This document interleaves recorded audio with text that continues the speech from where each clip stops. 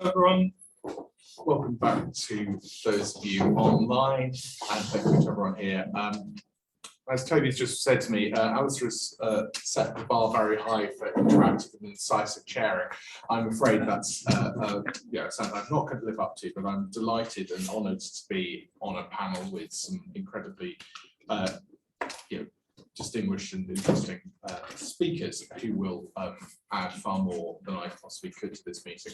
But for those of you who don't know, I'm Adam Hugg. I am the director of the Foreign Policy Centre, and I'm here with Professor Toby Dodge, Professor of International Relations at LSE, Sana Al-Sarghali, who is Assistant Professor of Constitutional Law at An-Najah University, and Ibrahim Halawi, again, who is Teaching Fellow at Holloway. And these are the dream team who are going to kick us forward to talk about this session, which is looking at the role of the state in the process of desectarianisation. We're going to try and talk about how the state can be a mechanism for challenging sectarianism, working towards desectarianisation, and obviously as well being a manipulator of religious identities. And through this lens, the session will look at the positives, pitfalls, and limitations of the state's role in this process.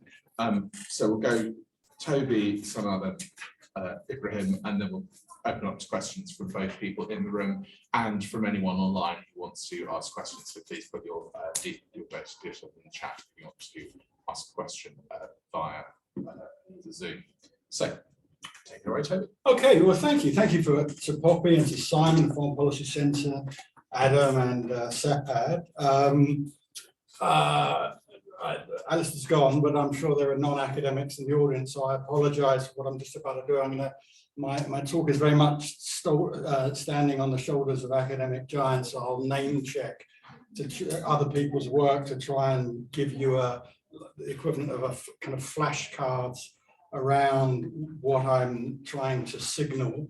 And I've got kind of 5 points. First, picking up Raheem's point about what do we mean by the state, then secondly, picking up Ruber's point about what do we mean by sectarianisation, desectarianisation.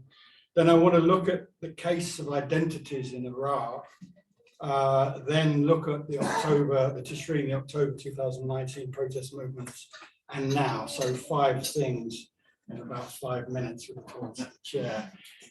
So starting off with understanding the state, and I think someone was saying we're using a kind of amorphous and undefined jello-like definition. So let me try and both stick with that amorphousness, but then hang it on people's work. So I think in the case of Iraq, certainly, but in the wider region, I wouldn't see the state as some kind of hegemonic leviathan. I'd see it as disaggregated, a series of competitive arenas, the political field, the bureaucratic field, the coercive field. And I'd go to people like Bob Jessup from Lancaster, Pierre Bourdieu, Nikos Palantzas, and Michael Mann.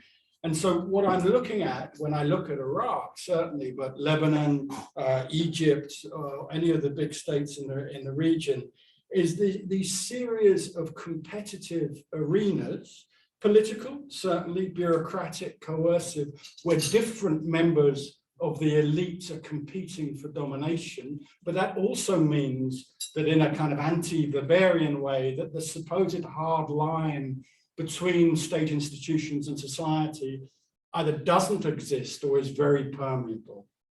So where does the coherence come from? A coherence that you could argue is lacking possibly in the work of Bob Jessup.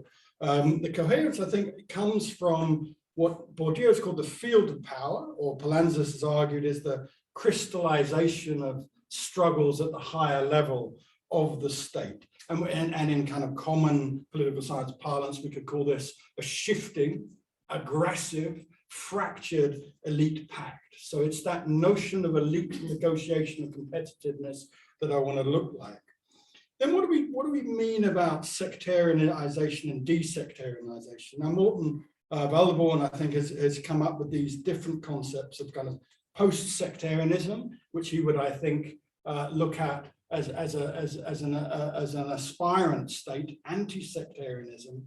But I thought also multi and cross-sectarianism, which is this coexistence and cooperation that recognizes sectarian division. And I think within Iraq, although the Tishreen movement would imagine itself as post or anti, we're probably in a coexistence or cooperation. So sectarian identities are still very much there. And that brings us on to the state, the case of Iraq. And I think Fanar Haddad's piece in April 2019, where he was arguing that stability or a kind of post-violent contestation has been achieved by the ascendance in Iraq of a Shia-centric identity. And it's interesting, he wrote that in April 2019, and then we move into the October 2019 protest movement. I think what's intriguing there is that's at a background of a post-2003 solidity of a key identity around the state and the triumph of the Muhassasa, the system of sectarian apportionment. Out of that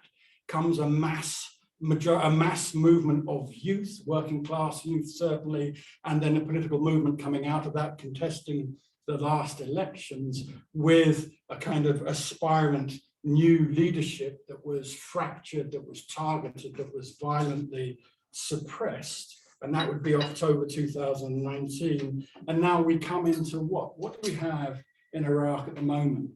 The state, I think, is still dominated by a ruling elite that is anchored into the assertion of sectarian identity. That assertion, the Muhassasa system, has lost a vast amount of its legitimacy. I don't think it functions as an explanation for generating consent. After October 2019, moving into yet another election in 2021 that saw the decline of voter turnout and the deliberate use of violence to suppress Tishreen and then to fracture the mobilization. So we have a state that is fractured, disaggregated, that we see elite competition in nearly every sector, but that elite has come together to collectively deploy violence against the protesters, both in different geographic areas up north or down south or in the center. And with the population, the majority of the population, I would venture, turning their backs on the ideological justification of the system, rejecting Muhassasa because it's failed to deliver government services, legitimacy, it's seen as driving extractive corruption. But that movement, that movement that styled itself, the Tishreen movement, as anti-sectarian, actually being broken and fractured by violence, and the people, to pick up on Alistair's point, who were elected from the Tishreen movement into parliament, being either co-opted, suppressed, or fractured by the system. So at the moment, the system is reliant on corruption and violence, but there is no threat to it in wider society because that corruption and violence has demobilized the October 2019 movement. Thank you very much, Toby. So I thought it's like 20 minutes, so I'm gonna get so basically, first of all, thanks to Simon, Toby, and everybody for this. Today, I'm going to talk about religious identities, constitutional identity, and the choices made by constitutional makers in society divided by sects, and the role played by the constitution in enhancing sectarianism in MENA. Basically, what I'm discussing is the constitutional design. So, when drafting a constitution, there is perhaps three approaches a constitution can take in approaching the sectarian issue. One, to decide on country's identity, often the majority ethnicity, and directly apply it to the constitution, raising one group above the other, and there is an example for that. The second option that constitutional makers take is adopt a power-sharing arrangements between different sects, and the third option is to enhance that there is a robust form of public participation element within the drafting process, which can then begin, if necessary, the difficult process of reconciliation between the sects. The latter option, I argue, is the only constitutional method that can hope to begin a process of reducing sect-based differences in a country. Whilst the other two options that constitutional makers take might enhance the issue of sectarianism. To be honest, this presentation also focused a lot on the way such constitutional designers think of constitutional identity and religious identity.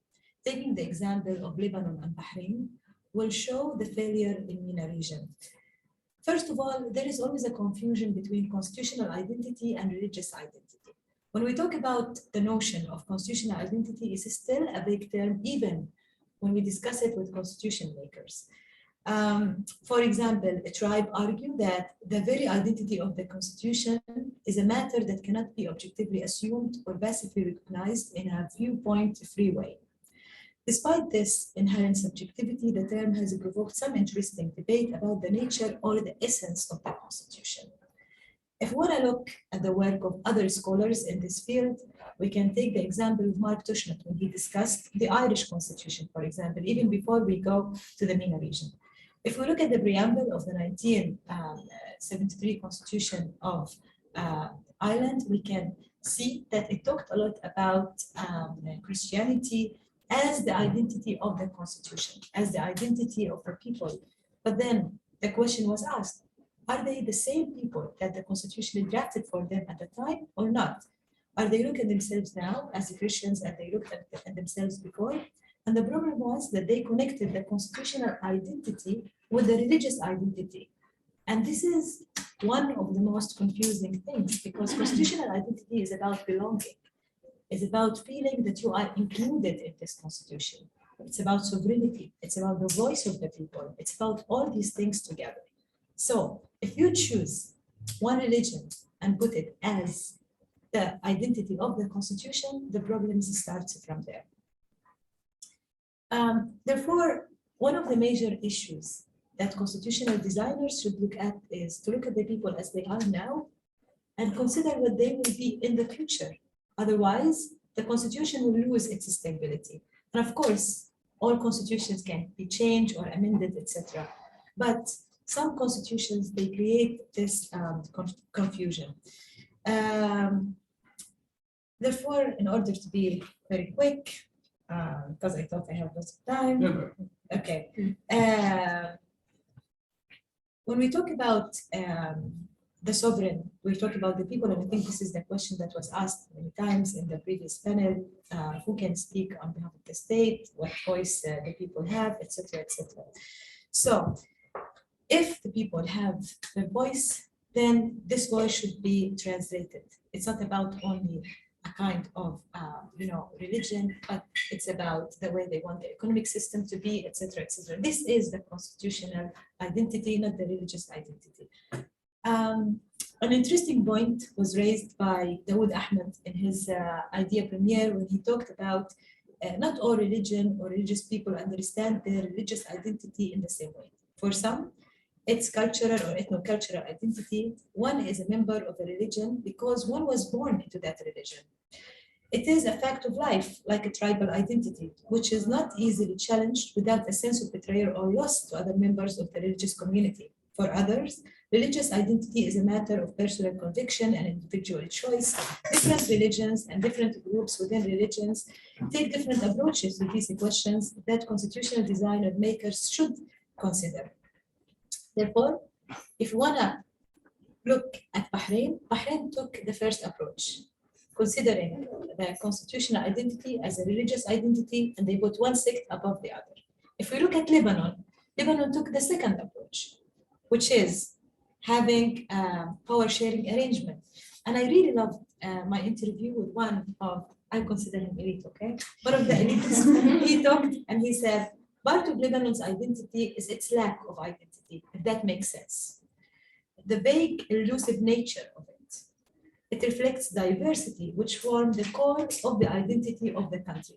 If Lebanon were fully Muslim, then it would be Syria.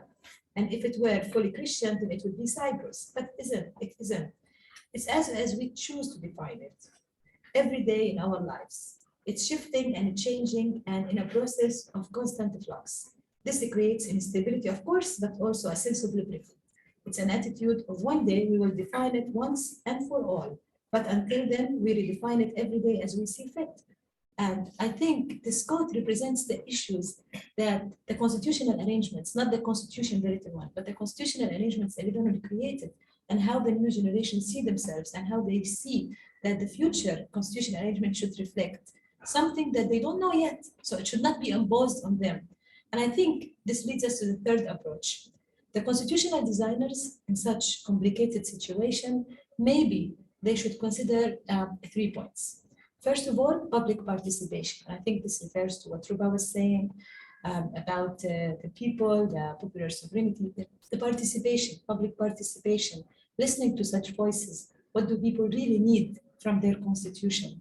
The second is transparency. And I think most of the issues that constitutional designers face, especially in societies divided by sects, is the secrecy. Of course, sometimes you need secrecy in certain deals and negotiations. And I have to be very frank, this is the constitution making process. But you need transparency. You need this kind of discussion to know what kind of a future you're actually achieving. The third one is grassroots and political elite coming together. And I think that was what happened mainly in Tunisia. Now, Tunisia was an excellent example of how they separated. It was not an Islamic republic, but they had, Sharia law. They kept what it felt for them or what it meant for them to have Islamic law. But at the same time, they created a Tunisian constitutional identity within the constitution of 2014. Of course, now there is a new draft by Saeed and all the debate around it. But the only thing that he did not touch was the Tunisian identity. He did not touch that. He focused more on the powers he will have, etc., etc. But the identity itself was not touched. So I cannot say which option is the best. As a constitutional designer, I think these options should be taken into consideration if we want to move from having the constitution as a tool of sectarianism to try to have the constitution as a tool of bringing people together and creating the sense of belonging. Thank you very much. And yeah, I'm sure we can bring out more of the things in your piece in questions. Yeah, sure. Okay. That was very impressive from 20 minutes. Absolutely. Thank you. Seamless. I wrote it, so it's fine. Okay, I'm going to destroy this guy in my this elite and his exotic version of our identity. It's a crisis in a bit, but it's interesting how he presented it in a romantic way. So yeah, I'm going to talk about Egypt and Lebanon actually, just to contrast, because Lebanon is always seen as this eliminating case of the question of diversity, and a lot of Lebanese would also romanticize this diversity as an example of civilization, while indeed just completely mismanaging what diversity should look like and how they should participate in an organic way in political life. On the other hand, Egypt is a case that is not looked at when we look at literature and sectarianism. And I find that fascinating. So I'm just going to give a bit of insight in how we can think about the problems of religious differences in Egypt, as well as being part of how the state behaves.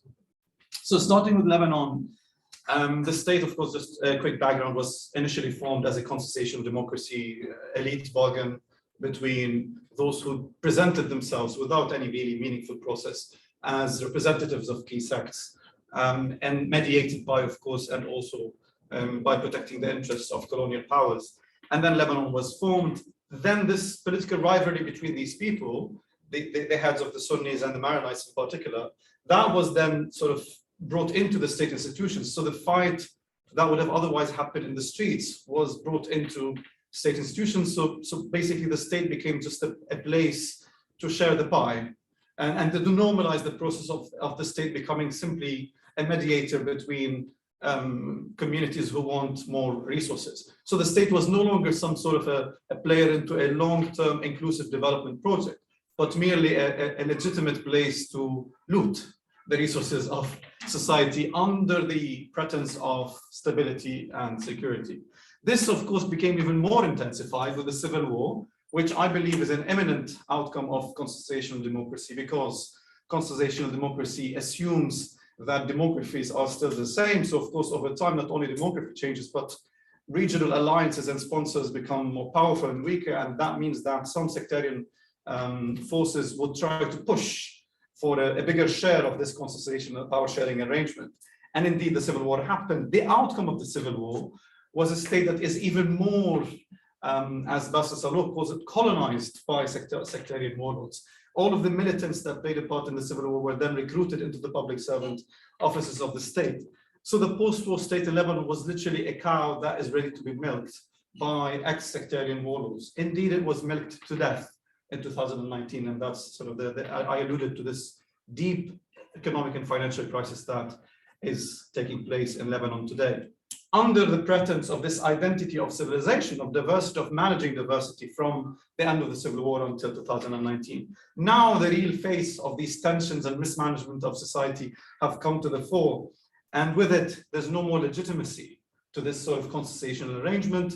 And the outcome of the elections is indicative of that, but also these key players still control the strategic resources which are under the state. And therefore, from here onwards, the question becomes, will people be able, and this goes to the tension of what kind of working class youth, how can they deal with this fact that the state does not represent them, and the state is merely buying time and impoverishing society because it's not ready to allocate losses in a fair way. So how would society react to the situation? Will they just concede to the increasing cartelization of what is left of the resources in Lebanon, or they will challenge it and reimagine the kind of state they want? This is an open question. My thought is, of course, I've already voiced it, I'm cynical about it. In the context of Egypt, a completely different setup. The state was initially formed as an imperial project by Muhammad Ali, the Ottoman governor. So the kind of network of elites that were designed in the 19th century were not based on any sort of religious identity, but instead on very secular ideas of the aristocracy, landowning elite in Egypt, in connection with British colonial power. So, but this is the part that I'm trying to think about even more in my research. Muhammad Ali actually, as he was trying to build his imperial relations with other countries and powers, he increasingly played the religious card as well in Egypt. This is something that we don't highlight enough. I just recently discovered that there's actually Catholic Copts in Egypt, which were literally designed out of Phidias' decree, who said, okay, I need a segment of the Copts to be Catholic so that I can build long-term relations with the Vatican. So these things, I mean, I'm not sure how far this went, but just to give an idea of how also this mismanagement of religious differences was part and parcel of the formation of the Egyptian state. Of course, fast forward into contemporary times, the state in Egypt continues to use the Copts in relation to the West as, I mean, the state being the protector of this Christian minority in Egypt against extremism, etc. But at the same time, it uses the stick with the Copts when they question and reimagine the kind of state that they want in the context of the Arab Spring. So the state continues to play that role of manipulator of religious differences. Of course, from the point of view of policymakers, that's fine because we have some kind of stability. But on the long term, this can implode because of what we saw in the case of Syria as well, right? Assad was presented as protector of minorities, but when his legitimacy was questioned, he also sort of blackmailed and exploited his role. So in conclusion, I think when we think about the states and the relationship with religious differences, we need to think about the states that were formed in the region as soon as they were formed. What kind of networks of elite were designed? Were they religious? Were they not? And then how these states manipulated religious differences differently in the context of Egypt and Lebanon as examples. All right, I'm going to leave it at that. Thanks. Thanks so much, Ibrahim. Sana, is there anything you want to come back on about the Lebanese point? Me? Yeah. Okay. No, just that I'm aware that you guys have talked about the same people. No, I think when I wrote this piece, I mean, that's from an interview in 2020. And I think most of the people I interviewed, they were authors. So this quote is from, you know, an author of a novel called Between Beirut and the Moon. Mm-hmm. So I interviewed him and we discussed a lot the idea of what it actually means to be Lebanese. I also interviewed a few of the lecturers in other universities, like in different Lebanese universities. And frankly, I think they all agree on the point that they don't want something to define them. And I think my area of interest was about what does it actually mean to be Lebanese? How can a constitution reflect that? You know, is there a real reflection about what, you know, being Lebanese mean in the constitution? And I looked at it and it wasn't. Of course, you have that agreement, you have the, they have the pact, you have all the constitutional arrangements that actually created what it means to be Lebanese.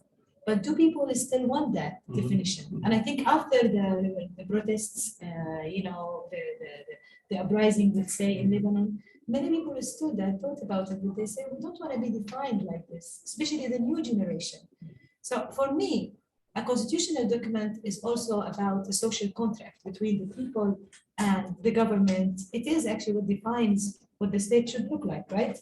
So if this social contract does not really represent what people feel about themselves or how they can belong to such document, then why it's there then? It's there because it's a product of a post-colonial process. It actually denies sovereignty instead of helping in achieving sovereignty. So that was the point I wanted to refer to, in case you want to.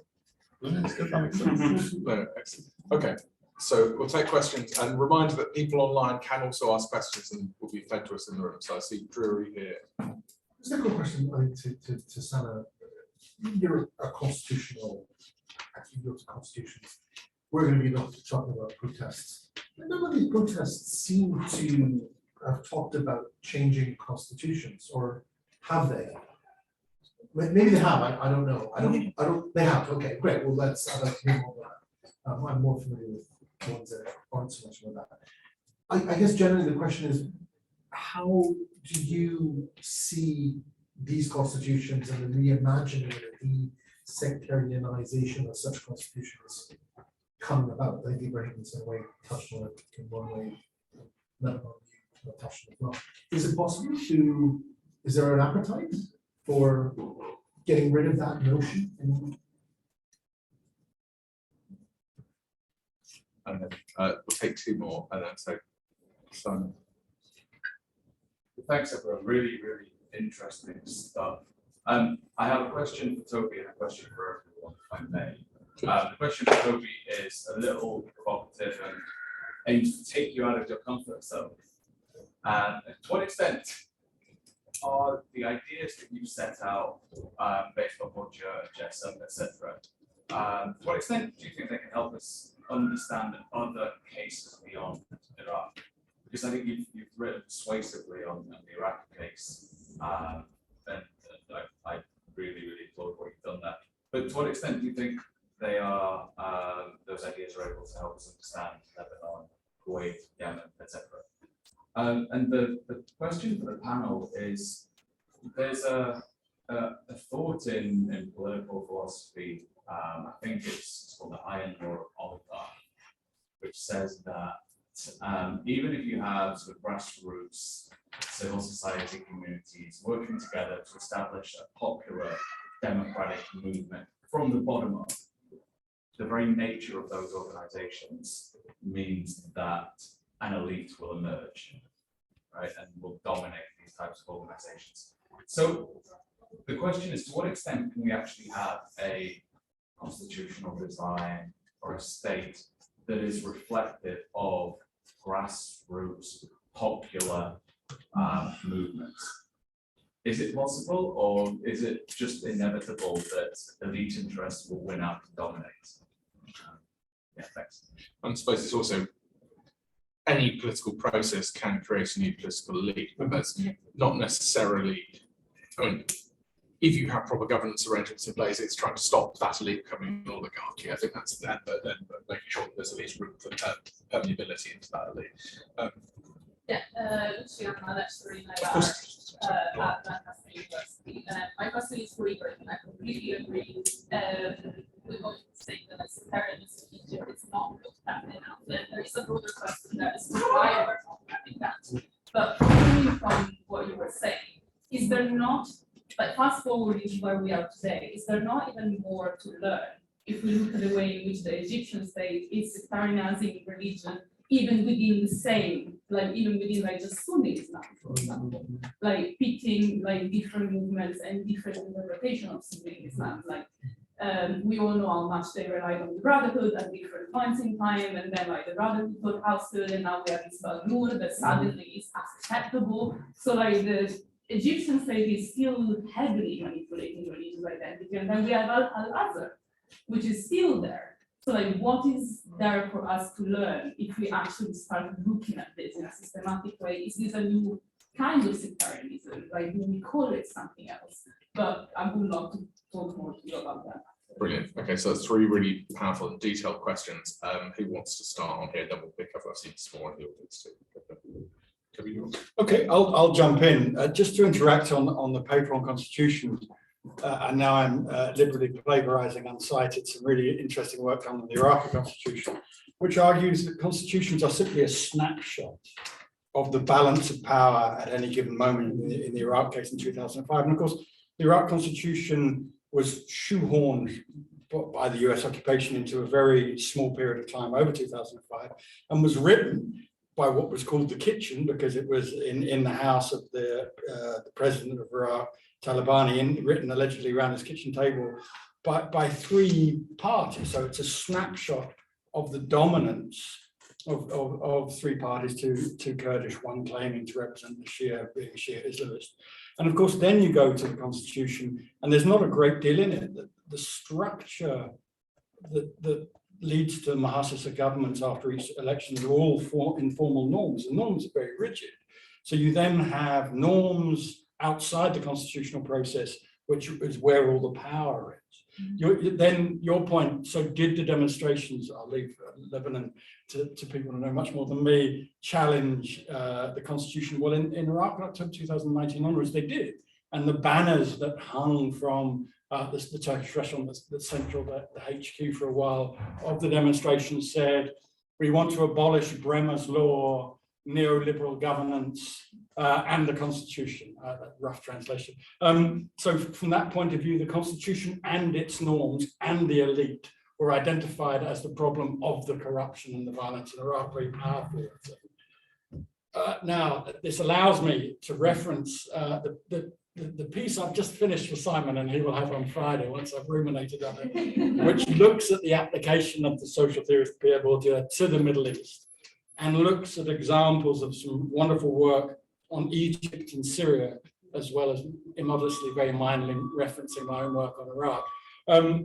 And it's Candil's book, The Power Triangle, which looks at the revolutions from above amongst the modernizing officers' corps in Turkey, Iran, and Egypt, and then applies a Bourdieusian framework to say different outcomes by different balance of power in the field of power in those different examples. And then you have the interesting work done by the French scholars on, whose names escape me at this very moment, on the Syrian civil war and the change in the balance of different capitals as the state withdraws before it comes back very violently. And then you have Sami Zubaydeh's groundbreaking work back in 1990 something or other about the state in the Middle East as a weak political field. So yeah, Bourdieu sits. I tentatively say this because he's smart as a whip, but my critique about Jessup and Jessup's disciples is that they don't. This is why I cited Bourdieu and others. Is that Jessup is a universalist theorist of the state and brilliant at doing so, but all states are disaggregated, where some states clearly are more aggregated than others. Why is that? And then Palanzas and Mann argue about the previous struggles crystallizing at the higher levels, and then Bourdieu has this notion of power, the field of power. So some states, and you mentioned Kuwait, or we could mention Bahrain, of course, you could apply a Bourdieusian framework to Bahrain, especially fascinatingly in 2011, and the fractures that evolved. Here goes my Bahrain visa, but evolved in amongst the ruling family as they struggled with their own ideological visions about how best to counter this challenge. And then, of course, that settled down within the power, field of power as one side triumphed over others, and you could see the same in Syria during the Syrian civil war. So yeah, it's easy to apply, I think, elsewhere, but I think what I would hold on to in all those cases is the shifting balance of power in the bureaucratic field, in the political field, in the coercive field, and then that playing out as the elite fight it out. So at the moment, we've got a stasis in government formation in Iraq, the case I know obviously best, where the elite can agree enough to butcher those who challenge them, to suppress them, to buy them off, to murder them, but are fighting amongst themselves, trying to get that cohesion to murder your way back into power, but that competition actually about who gets more power. I think competition along with consolidation, that's what I think we strive to capture in each one of those examples.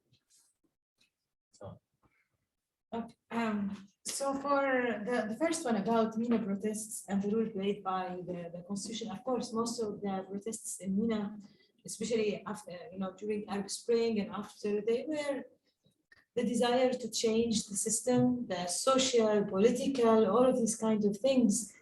They are a reflection of the desires of the people to change the regime, and the regime drives its legitimacy, or relies a lot on the constitutional documents at the time.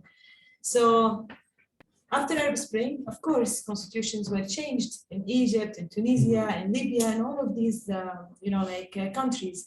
However, as I was talking in my presentation, of course, the constitution can play a major role as a tool in helping creating more sectarian issues or helping in desectarianization. Of course, it's the way you tackle the issue, the way you design it, and especially when we talk about the form of the government, like in the Lebanese case, for example, the way positions were divided. If you want to look at the Bahraini constitution, the way the Bahraini constitution was designed to enable certain group to be above the other. So, of course, in most of the MENA region, constitutions are overlooked because you can have the draft, you can have even the documents, but then there is the actual practice. And most of the constitutional courts are appointed by the current regime. They are there to support the regime, so they cannot practice their role as a protector of the constitution. So it's a kind of like a circle. But if you want to consider that there is still some hope, then unfortunately in 2014, the only hope was with the Tunisian constitution. It was the way it was drafted, the things it had in the constitution regarding social, economic rights, regarding family position within Tunisia. It was an excellent piece of work. However, the Constitutional Court was not there to support it. Then the president suspended the work of the parliament, claiming that there are certain issues, etc. I don't want to go through the details of the Tunisian constitution, but even that amazing document faced major issues, and now it is going to be suspended, or it's going to be replaced if people vote yes in July on the new draft by Qais Said. So, to be honest, constitutions are tricky tools. And of course, it's not about the constitution. This is why, for me, you can write a constitution in like 3 months, 6 months. It's about that. It's about the constitutional culture. It's about establishing democracy. It's about having constitutional awareness. It's about having constitutional principles that everybody agrees on. Then you go to the drafting process. The problem with MENA is always the drafting process that's so rushed before having this constitutional awareness. And of course, we can ask the question, do we actually need written constitutions in MENA? That was the culture, because after the end of colonization, that was the agreement. We need you to write constitutions to guarantee that 1A or 1, 2, 3 should be applied. And it continued to be the culture after that. You want me to answer the second one? Or we go to Ibrahim? Whichever of the points from the other side. From we can go to the. Okay, so for I think your question. People don't have to answer everything. It's only what you want to answer. Okay, that's fine. We got to Ibrahim, then we'll come back to me. Yeah, you can. No, go ahead. If you have an answer. No, I think it was about Simon's question about the iron law. Yeah, I think about having to leave at the end of any protest or revolution or something. Being frowned at now. Yeah, I think you can always. This is the problem, right? It's always the problem. I think one of my main concerns during Arab Spring or Arab uprising was the lack of leadership. It was just a chaos. So I believe in having this kind of like leadership, but leadership that is chosen, not imposed. Most of the protests or uprisings in MENA, you end up having this one person that leads everything. Then this person forgets its roots or where it came from. And I think the best example is the Tunisia example, right? The current president is somebody that came from the people, did not belong to a political party. It used to be an independent person, etc. And look where the situation is going now. I mean, and I can say that from a constitutional point of view about the situation or what is happening. So I think, unfortunately, the classical statement that power corrupts, absolute power corrupts absolutely, will always happen, unfortunately, in MENA. And this is why I always say we need to establish this kind of democracy before we go to the constitutional drafting. And I will leave it there so you can get it from. Yeah. Okay, I like this concept. I need to look it up. I'm unapologetic about the imminent emergence of elite, and some people think it's problematic. I don't think. I think it's just the nature of politics. Politics is about the continuous emergence and re-emergence of elite, and the question between it being chosen. This is interesting, like chosen or imposed. I think it's always a combination of both. There's no such thing as a chosen elite, but also it shouldn't be just imposed. So just leaving that there. So yeah, on Egypt and sectarianism, yeah, it was you. I think we should have a conversation about this. Is very interesting, but the first impression I have is this intra-Islamic divisive policies is not new. It's not different to how some GCC countries behave in specific times as well. So I would think that this is a textbook approach that the Egyptian state also applies, and they learn from one another. But for some reason, you're right, that's also, we don't know why Egypt has not been included in these questions of sectarian divisiveness, despite the fact that even their rhetoric is not apologetic about it. They do present themselves as protectors of the moderate Muslim. So yeah, that's interesting. Yeah. Do you mind if I So just very No, just about the elite point. I just want to elaborate, but maybe after Simon's question. So I think someone wants to come on, and then I've got lots of people want to come in the next round. So Simon Just wants to come come up with a very quick finger, please. Just on that point, I can think of one bit of work that looks at sectarianism in Egypt aside from your stuff, which does it in a really interesting way, I think. But it's Maidan Rish, who's done stuff on sectarianism in Egypt, but she phrases the whole thing as sectarianism in, I can't remember the exact wording, but in non-sectarian places or in surprising places. And she looks at it in Egypt and in Jordan. But that whole phrasing and framing of it in places that you wouldn't expect it, I think, reinforces entirely the point that you're making. Sorry, great. So I've got online, I have a message from Ellie from Kiel University, primarily for Sana. In Lebanon, how can we call for change in the constitution when we're relying on the 1932 census data, or is this part of a bigger picture? Okay, and then in the room, I saw Ruba, and I saw Omar, and then we can keep your questions relatively short because we've got one last chance. Anyone else want to come in on this round? Going, gone. Okay. So through the number.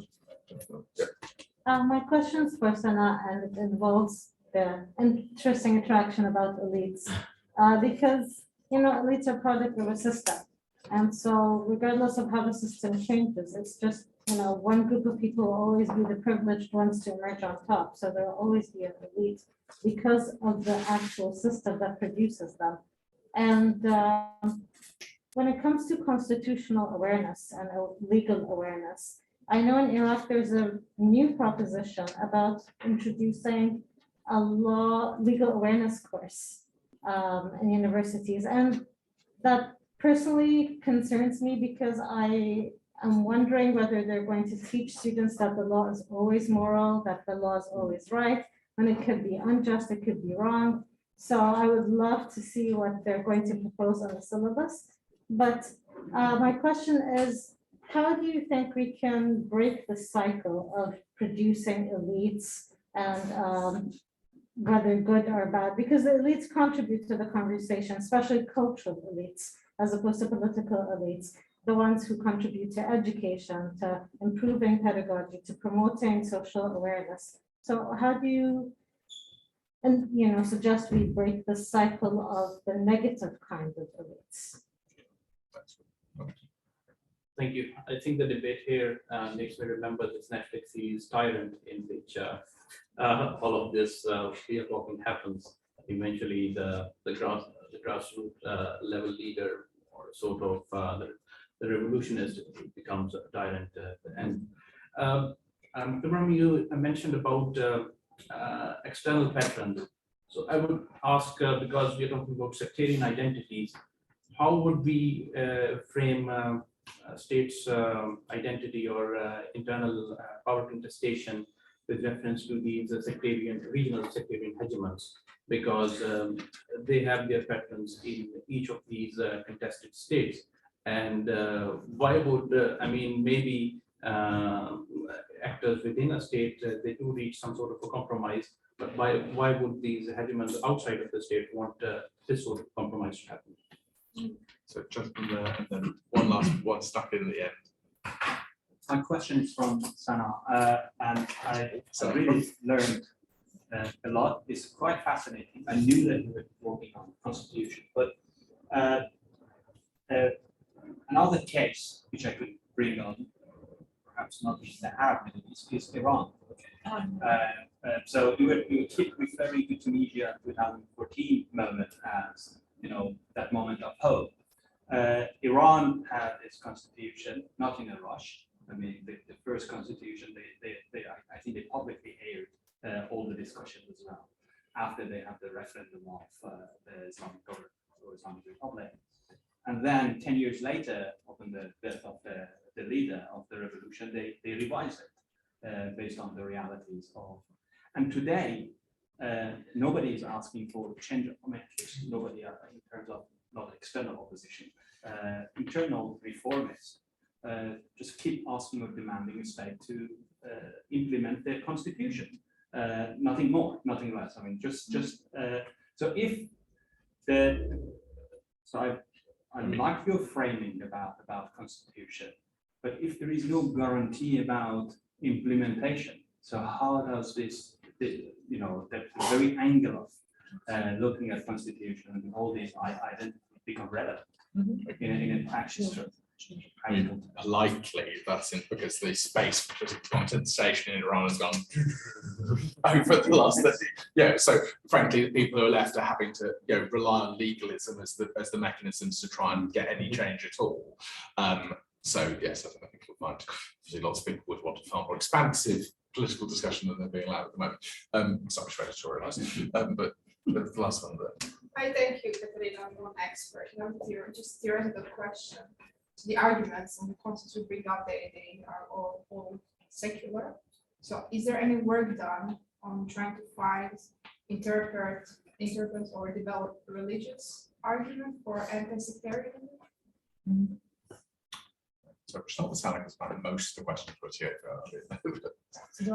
Just to everyone. No, I appreciate yours. Thank you for something a bit broader, but yes, it sounded like quite a few. The first question was about the Lebanese constitution, right? Can you please? It's about how we're talking about the constitution. Yeah, it's in relation to how can you call for change in the census when we're relying on this 32 census data? Yeah, but this is the whole point, right? This is the whole point of talking about constitutional change and asking for a new draft or going for constitution making. At the end of the day, I'm not Lebanese. Of course, I can give suggestions as a constitutional designer. It's up to the Lebanese people what they want to do.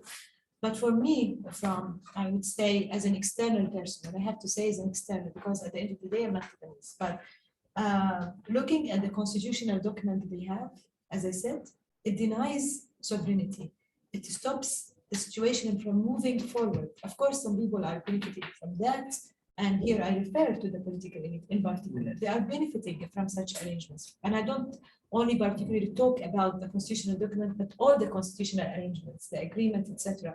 So in order to move forward, you have two ways, either to start from scratch or try to, amend the constitution, but amending the constitution won't work. This is why I was suggesting the three approaches: having public participation, having awareness, and at the end of the day, it's the people of Lebanon decision if they want to move forward and have a new social contract and having it translated in a new constitutional document. But relying and trying to amend the past constitution, we will always be repeating the issue, because that is a document of post-colonial that was designed in a way in order to limit Lebanon from moving forward for certain interests.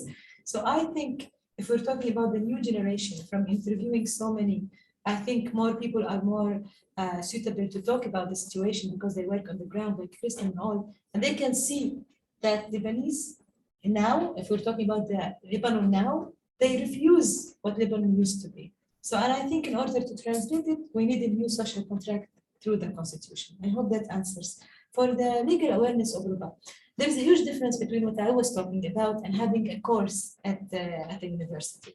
You can have courses at the university all the time, but what I was talking about is the legal awareness for everybody, for urban places, for housewives. This is really hard work. It needs a huge effort, to educate people about constitutional rights, to educate people about their actual right, what it means to be a citizen, what it means, etc., etc. And this is something that this kind of effort is usually done by grassroots movements, by activists, and hopefully by governments, right? If they are interested in making a change. Public participation is a hard task, and it cannot be done by universities. I think Simon was involved with us when we started such a process in Palestine, the constitutional awareness. We are still doing that since 2018 until now, and I will tell you, the maximum we achieved is like 2%, because you need to go to everybody. The way you address such issues is not from a theoretical, like academic point of view. You need to approach it in a way that everybody would understand it. And I really hope this kind of a process is taken into consideration. Like in the US, they teach kids, maybe Stacey knows better, at schools about the constitution, the rights, etc. In most of the region, this kind of curriculum at schools does not even exist. So this is a start of this. This is one way to do it. Talking about the Iranian constitution, I'm so sorry, it's not really one of my area of expertise, but I can tell you about your question regarding the implementation or the guarantees. Of course, this is one of the major issues. You can write an amazing constitution, but you don't have implementation or guarantee that it will be implemented. And sometimes the constitution is a calming tool for the people. Let's write an amazing constitution, but we will implement it next year, the year after. So for me, they should come together. And this is another discussion about the rule by constitutional courts in MENA region, how they are actually controlled by the regime, how they don't practice the rule, because you have two options. Either you have the president, the elected president, to be the protector of the constitution, and that's a disaster, or you can have a constitutional court or a Supreme Court that will play the major role as a protector, and that's the example in the US, for example. And you have, of course, you always have the active legislative, arm, etc., etc. But in most of the country, in most of MENA countries, one of these elements is lacking, or two elements is lacking, and this is why you have problem of implementation. I don't have an answer of how to do it. I can say it's about democratic culture, but even in most established democracies, as they call themselves, they still have this issue. So this is an ongoing issue. The last point, and I finish. Yeah, we'll so the last one is about what I mentioned about just political elites, just to clarify, in the case of Tunisia. It's not about being chosen or imposed. My point was that Qais Said was elected. He came from the people. The 2014 constitution was bottom-top process. Now the new draft is a top-bottom. This is what I mean. I mean, he resulted from a revolution, but unfortunately, he's going against everything that the revolution asked for. And this is why sometimes when we think of the elites that they emerge from such revolutions, it's sad, it's dangerous, and I really hope that there will be a change. But I don't have an answer for that. But that was my point regarding the situation in Tunisia. Thank you. Thank you so much. Yeah. Oh, nothing really to add, I think. No, not at all. Yeah, people like it when you've answered it. No, I don't think much was addressed to me.